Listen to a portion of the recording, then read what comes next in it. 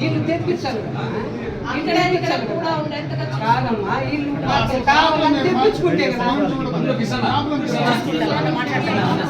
ఒక నిమిషం అండి.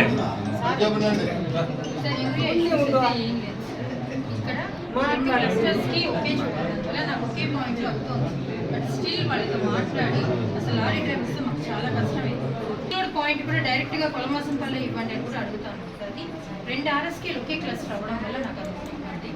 రెండవది, ప్రతి రైతు సేవా కేంద్రంలోనూ బయోమెట్రిక్ ఇచ్చాము. ఎప్పుడు అంటే క్రాప్స్ ఉండేదాన్ని బట్టి యూరియా దిగుతూనే ఉంది సార్. పలమనేరు మండల్ వరకు ఎక్కడ RSKలో కానీ ప్రైవేట్ రిటైలర్స్లో కానీ రెగ్యులర్గా ప్రతి 1 వీక్లోనూ ఒక షాప్లో ఖచ్చితంగా ఇస్తూ ఉన్నారు.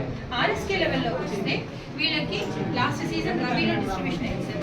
ఖరీఫ్లో పంటలు ఇప్పుడిప్పుడే స్టార్ట్ అవుతుందన్న ఉద్దేశంతో రీసెంట్గా పెట్టాము. వచ్చింది సార్, యూరియా వచ్చింది 2 చోట్ల. ఇది అయిపోగానే ఇంకో లోటు వస్తుంది.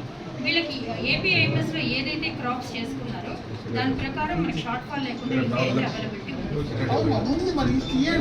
ఇస్తున్నాం సార్. అంటే వచ్చింది 3 days అయింది సార్. దానికి డిస్పాచ్ ID నిన్న వచ్చింది. వెంటనే APIMS ద్వారా నిన్న నుంచి జరుగుతాం.